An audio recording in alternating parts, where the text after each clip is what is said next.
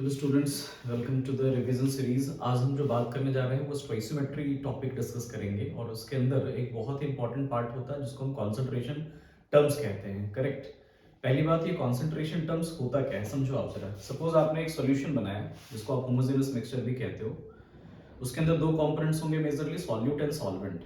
तो अगर आपको रिलेटिव अमाउंट बताना हो किसी को कि सॉल्यूट कितना है, सॉल्वेंट कितना है, तो आप किसी ना किसी साइंटिफिक टर्म्स का आप इस्तेमाल करेंगे and that scientific term is called as concentration terms. तो क्या हम ये मानकर चलें कि these terms are used to express relative amount of solute, relative amount of solute in a solution. Correct. तो जब भी आपको अमाउंट को एक्सप्रेस करना होता है तो उसके अलग अलग तरीके हो सकते हैं। तो जितने भी कॉन्सेंट्रेशन टर्म्स हमारे पास होते हैं, कॉन्सेंट्रेशन टर्म्स, उसको हम दो पार्ट में क्लासिफाई कर सकते हैं। द फर्स्ट कैटेगरी इज, उसको हम ग्रुप 1 में रख लेते हैं या टाइप 1 कह लो आप, और दूसरे को हम कह देते हैं टाइप 2। किस बेसिस पे कहा है जरा समझो आप। टाइप 1 में बेसिकली उन कॉन्सेंट्रेशन टर्म्स की बात करेंगे जहां पे वॉल्यूम कहीं ना कहीं रिलेशन आएगा वॉल्यूम के साथ। मतलब आप यहाँ पे कह सकते हैं this are volume related concentration terms. और जो टाइप 2 वाले होंगे that will be mass related concentration terms. Correct. जैसे कुछ एग्जांपल्स की बात करें तो वॉल्यूम रिलेटेड में सबसे पहला आता है हमारा परसेंटेज वी बाई वी, जिसको हम परसेंटेज बाई वॉल्यूम भी कहते हैं। परसेंटेज बाई वॉल्यूम एक एक करके समझेंगे सबके बारे में। सेकंड है हमारा that is percentage weight by volume. जो थर्ड कैटेगरी है that is molarity. Fourth one is strength. सबके बारे में भी फॉर्मूला आपको बताएंगे कैसे कैलकुलेट किया जाता है सबको, और सबके यूनिट्स इंपॉर्टेंट हैं। नेक्स्ट हमारा नॉर्मेलिटी की बात कर सकते हैं। तो ये कुछ ऐसे कॉन्सेंट्रेशन टर्म्स हैं जिसमें आपको वॉल्यूम के साथ रिलेशन नजर आएगा, है ना। कुछ ऐसे टर्म्स होते हैं जिसमें वॉल्यूम नहीं, केवल अपने को क्या नजर आता है, मास। तो उनमें से कौन कौन सा पढ़ना होता है। One is percentage weight by wait, या फिर हम इसी को परसेंटेज बाय वेट कहते हैं। Second that is molality, molality. और जो थर्ड होता है हमारा that is mole fraction, mole fraction. Correct.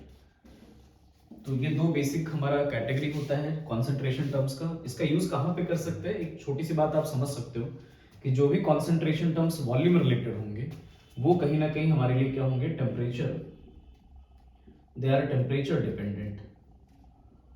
Correct. मतलब इनका डिपेंडेंस कहाँ पे होगा, टेम्परेचर पे।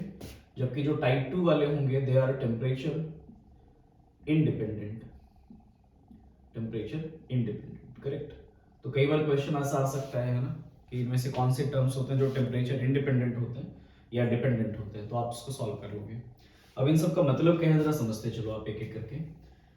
सबसे पहली बात अगर हम करें परसेंटेज वी बाई वी का, तो ये बेसिकली इसको डिफाइन करने का तरीका है volume of solute upon volume of solution multiplied by 100। Correct.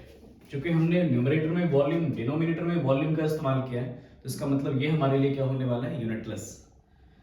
Correct. तो अगर यूनिटलेस है तो इसमें कोई फर्क नहीं पड़ता है, कोई स्टैंडर्ड आपको फॉलो नहीं करना है। बस आपको इतना ध्यान रखना है कि अगर ऊपर सॉल्यूट का वॉल्यूम एमएल में है तो नीचे भी आपको एमएल में ही लेना होगा। सेकंड, वेट बाय वॉल्यूम, इसको हम डिफाइन करेंगे wait of solute upon volume of solution, volume of solution into 100। अब चूंकि ये यूनिटलेस नहीं हो सकता है, ऊपर वेट है नीचे वॉल्यूम है, तो स्टैंडर्ड आपको फॉलो करना है कि वेट को ग्राम में लेना है, वॉल्यूम को किस में लेना है, एमएल में। This is the standard one, है ना, जो आपने को फॉलो करना है। तीसरा, percentage weight by wait, again ये हमारे लिए क्या होगा, यूनिटलेस होगा। तो इसको कैसे डिफाइन करेंगे, wait of solute upon weight of solution into 100। Again चूंकि हमने बोला यूनिटलेस है तो कोई फर्क नहीं पड़ता, कि बस आपको ध्यान रखना है ऊपर ग्राम तो नीचे भी ग्राम, ऊपर केजी तो नीचे भी आपको केजी का ही इस्तेमाल करना है। Fourth one is our capital M, जिसको हम मोलैरिटी कहते हैं, काफी ज्यादा यूज होता है ये। That will be defined as an solute, number of moles of solute, है ना, अपॉन में क्या करना होता है, वॉल्यूम ऑफ सॉल्यूशन। बट याद रहे वॉल्यूम ऑफ सॉल्यूशन किस में लेना है अपने को, that must be taken in litre. अगर ml में है तो आप पहले उसको कन्वर्ट कर लेंगे, है ना. सो और we can write it as moles of solute को कैसे डिफाइन कर सकते हैं, weight of solute upon molar mass of solute. Correct. In case अगर आपने वॉल्यूम को ml में ले लिया, ml में लिया है तो ऊपर 1000 से क्या कर देंगे, मल्टीप्लाई, ताकि वो लीटर में कन्वर्ट हो सके. नेक्स्ट. और इसका यूनिट अगर कोई पूछे आपसे तो यूनिट में क्या बताओगे आप, यूनिट इज मोल पर लीटर. नेक्स्ट आ जाओ. फिफ्थ, मोलैरिटी के बाद हम बात करेंगे स्ट्रेंथ की. स्ट्रेंथ कैपिटल एस से डिनोट करते हैं और इसको निकालने का बहुत सिंपल तरीका है. That is wait of solute in gram, wait of solute that is in gram upon में करेंगे वॉल्यूम ऑफ सॉल्यूशन. याद रहे यहाँ भी वॉल्यूम ऑफ सॉल्यूशन किस में इस्तेमाल करेंगे आप, लीटर में. तो दोनों में क्या डिफरेंस होगा, बहुत ही सिंपल सा डिफरेंस है. मोलैरिटी इज मोल पर लीटर, मतलब 1 लीटर में कितना मोल प्रेजेंट है, और स्ट्रेंथ इज वेट पर लीटर, मतलब ग्राम पर लीटर आप कह सकते हो इसका यूनिट. इसका यूनिट अगर हम बात करें that is gram per litre, है ना. मतलब wait of solute in 1 litre of the solution. Correct.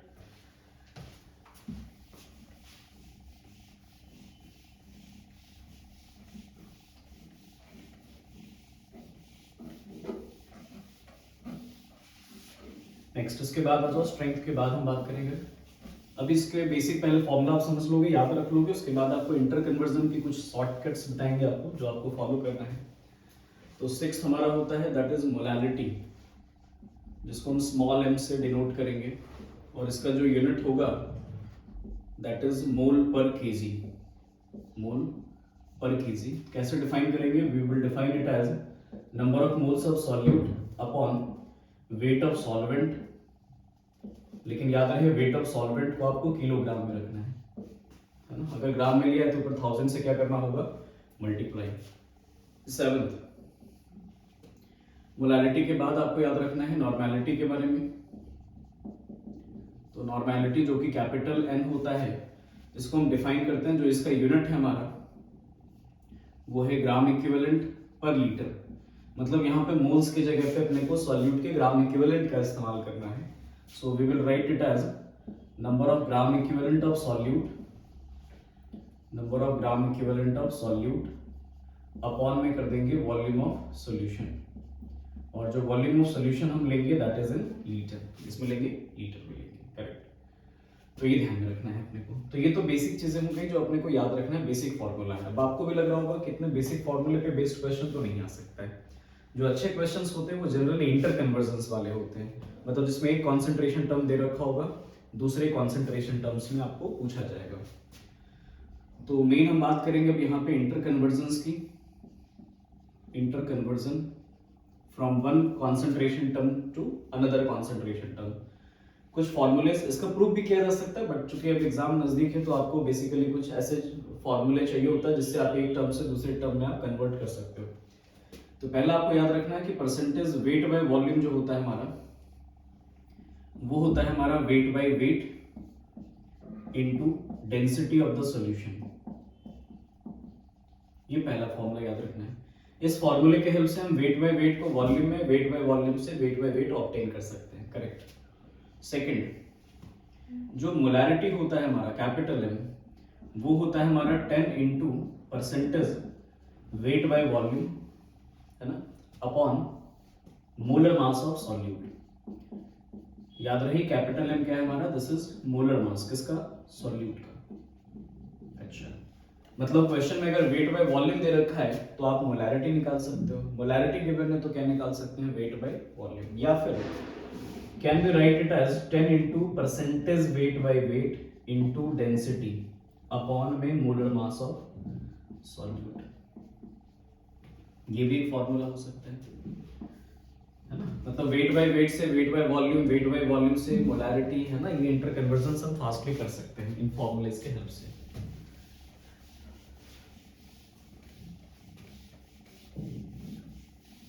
Next, अगर हम थर्ड की बात करें यहाँ पे, तो जो थर्ड फॉर्मूला याद रखना है अपने को, वो याद रखना है कि जो हमारा स्ट्रेंथ होता है हमारा, strength of the solution, that is nothing but, ये ग्राम पर लीटर है हमारा, है ना. That we can write it as 10 into percentage weight by volume.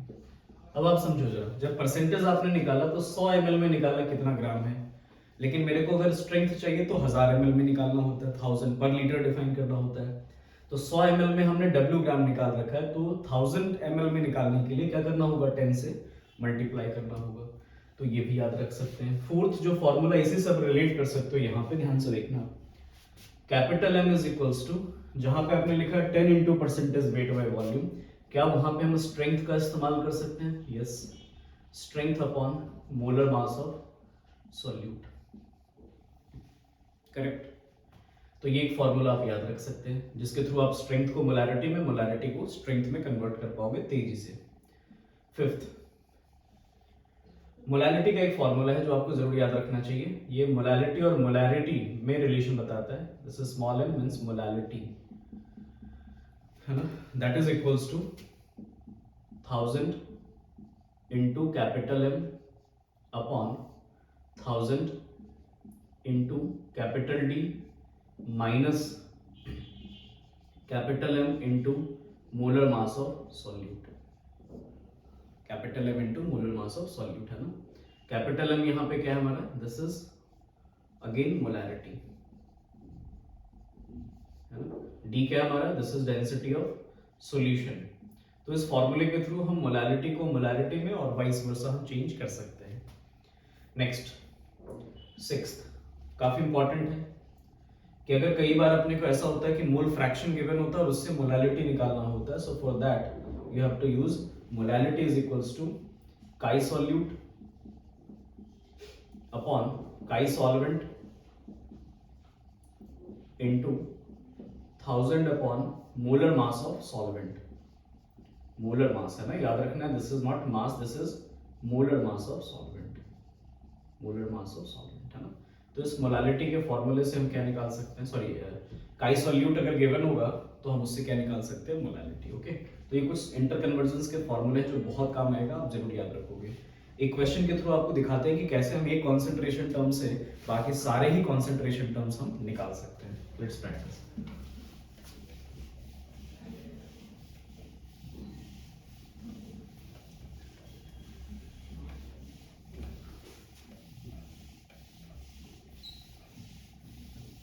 चलो, क्वेश्चन में अगर दे रखा है अपने को, एक एग्जांपल समझते हैं।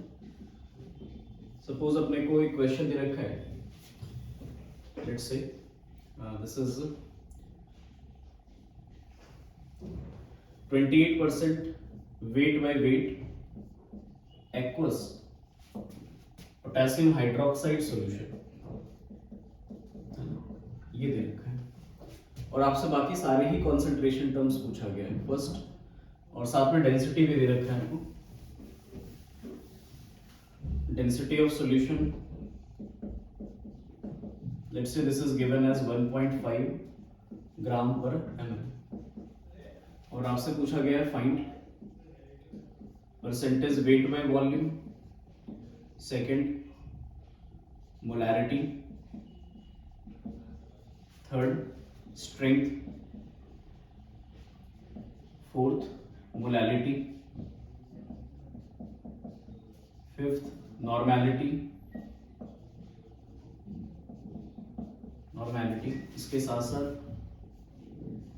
आपसे पूछा गया है मोल फ्रैक्शन, है ना, किसका, KOH का। अब इतनी सारी चीजें आप निकाल सकते हो, है ना, with the help of this shortcuts, और बाय मेथड भी जाके निकाल सकते हैं, ऐसी कोई बात नहीं है। जैसे फर्स्ट अगर हम सॉल्व करें तो सबको मालूम है कि जो वेट बाय वॉल्यूम होता है that is wait by weight into density. So wait by wait कितना दे रखा है, 28, और डेंसिटी कितना दे रखा है, 1.5, तो ये आ जाएगा हमारा 42%, करेक्ट। सेकंड, अब मेरे को निकालना है capital M molarity, so what I will do, 10 into percentage weight by volume upon molar मास, किसका, सॉल्यूट का। तो 10 into percentage weight by volume की बात करें तो वेट बाय वॉल्यूम कितना है हमारा, अभी जस्ट निकाला हमने 42 अपॉन में मोलर मास, तो सॉल्यूट KOH है, उसका मोलर मास कितना है, 56, है ना। तो ये तो 30/4 आ गया, है ना, 7 पॉइंट निकालोगे, है ना, 30/4, ये इसका यूनिट क्या होगा हमारा, दिस इज मोल पर लीटर, मोल पर लीटर। नेक्स्ट, अब इसके बाद अगर मोलारिटी के बाद अपने को नेक्स्ट निकालना हो strength, so we can find out, yes सबको मालूम है कि जो हमारा स्ट्रेंथ होता है, या ऐसे लिख सकते हैं कि जो कैपिटल एम है हमारा, that is strength upon molar mass of solute. तो स्ट्रेंथ निकालने के लिए हम कर सकते हैं capital M into M solute. तो मोलैरिटी कितना आ गया 30/4, और molar mass of the solute कितना है हमारा, molar mass of the solute is 56, और इसका यूनिट क्या होगा, ग्राम पर लीटर, क्या होगा, ग्राम per litre, correct. Fourth, molarity निकालना है, तो इसको आप बिना फॉर्मूले से भी निकाल सकते हो। चलो आपको एक सिखाते हैं। क्वेश्चन में गिवन है 28% wait by wait. What does this mean? इसका मतलब है कि 28 ग्राम हमारा सॉल्यूट है इन 100 gram of solution, in 100 gram solution. तो यहां से अपने को वेट ऑफ सॉल्यूट मिल गया कितना, 28 ग्राम। नेक्स्ट, वेट ऑफ सॉल्वेंट अगर निकालना होगा तो हम क्या कर सकते हैं, 100 माइनस 28 कर देंगे, दैट इज 72 ग्राम। तो जब मोलालिटी निकालोगे तो moles of solute that is 28 upon 56 into weight of solvent कितना है हमारा, 72 इंटू 1000, करेक्ट। तो ये हमारा मोल पर केजी आ जाएगा, दैट इज द मोलालिटी। आया समझ में? तो उसमें किया क्या हमने, वेट ऑफ सॉल्यूट आ गया 28 ग्राम, सॉल्वेंट का वेट कैसे निकालोगे, सॉल्यूशन का वेट माइनस कर देंगे सॉल्यूट का वेट, तो सॉल्वेंट का वेट आ गया कितना, 72 ग्राम। ये हो गया सॉल्यूट का मोल्स, मोल्स अपॉन सॉल्वेंट का वेट करना होता है, और चूंकि ग्राम में लिया है तो ऊपर 1000 से मल्टीप्लाई कर दिया, तो ये आ गया हमारा, करेक्ट। नेक्स्ट, नॉर्मेलिटी की अगर बात करें तो इसका भी एक शॉर्ट ट्रिक आप याद रख सकते हो कि जो नॉर्मेलिटी होता है हमारा, वो होता है हमारा capital M into N factor, capital M into N factor. Capital M कितना निकाला हमने, 30/4 इंटू एन फैक्टर कितना हो गया हमारा, 1, तो सेम ही रह जाएगा, 30/4 एन रह जाएगा, correct. Can we do like this? Next, एक लास्ट और आपको सॉल्व करके दिखा देते हैं, दैट इज मोल फ्रैक्शन कैसे निकाला जाएगा। तो ये बहुत आसान है निकाल पाना। अभी जस्ट आपने बोला कि 28 ग्राम सॉल्यूट है हमारा, 28 gram solute in 100 gram of solution, in 100 gram solution. तो यहां से वेट ऑफ सॉल्यूट मालूम है मेरे को 28 ग्राम है, 28 ग्राम है, इसका मतलब ये हाफ मोल है। और वेट ऑफ सॉल्वेंट अगर आप निकालोगे तो आएगा 72 gram, that is equals to 4 moles, correct. तो आपसे पूछा गया मोल फ्रैक्शन ऑफ सॉल्यूट मतलब KOH, तो कैसे निकालोगे, सॉल्यूट का moles that is 0.5 upon total moles, total moles कितना है 4.5, so this will come out to be 1/9। तो यही हमारा क्या हो जाएगा आंसर। ओके, आई होप सबको समझ में आ गया होगा। तो ये हमारा एक बहुत ही शॉर्ट है ना तरीका था जानने का, कॉन्सेंट्रेशन टर्म को रिवाइज करने का। तो अपने को बेसिक डेफिनेशंस भी मालूम होने चाहिए, बेसिक फॉर्मूले भी, और साथ में क्विकली है ना अपने को इंटर कन्वर्जन भी सीखना होगा। तो ये सारे फॉर्मूलेज याद रखेंगे, कैसे अप्लाई किया जाता है ये भी पता होना चाहिए। Okay, best of luck, thank you.